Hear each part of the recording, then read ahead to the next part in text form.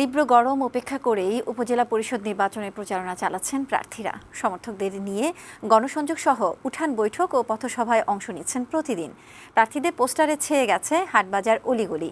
দ্বিতীয় ধাপে আগামী ২১ মে এবং তৃতীয় ধাপে ২৯ মে ভোট হবে। এদিকে নির্বাচন পরবর্তী সহিংসতায় গোপালগঞ্জে গুলিবিদ্ধ হয়ে একজন নিহত হয়েছেন। সংবাদদাতাদের পাঠানো তথ্য ও চিত্রে খালিদ হাসানের প্রতিবেদন।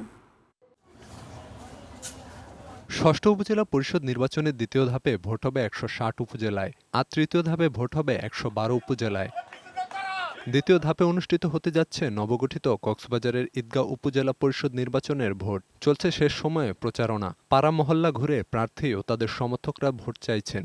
এই অবহেলিত এই জনপদের ভাগ্য পরিবর্তনের জন্য আমার নির্বাচন করা।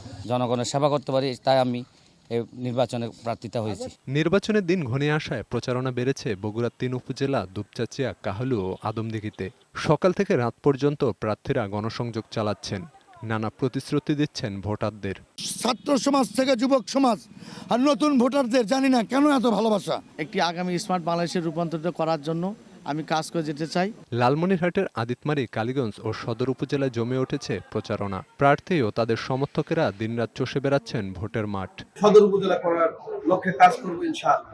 ঠাকুরগাঁও সদর ও রানীশংকৈল উপজেলায় প্রার্থীরা দিনরাত এক করে প্রচারণায় অংশ নিচ্ছেন। ভোটারদের কাছে দিচ্ছেন উন্নয়নের নানা বার্তা। তৃতীয় ধাপে চাঁদপুরের কচুয়া ও ফরিদগঞ্জে মোট ২৩ জন প্রার্থী প্রতিদ্বন্দ্বিতা করছেন। ভোটারদের দ্বারে দ্বারে গিয়ে উন্নয়নের প্রতিশ্রুতি দিয়ে ভোট চাইছেন তারা।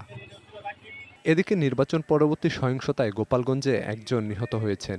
সদর উপজেলার চন্দ্রদিঘলিয়ায় জয়ী ও পরাজিত চেয়ারম্যান প্রার্থীর সমর্থকদের মধ্যে সংঘর্ষে মঙ্গলবার রাতে গুলিবিদ্ধ হয়ে একজন মারা যান, আহত হন আরও ৪ জন।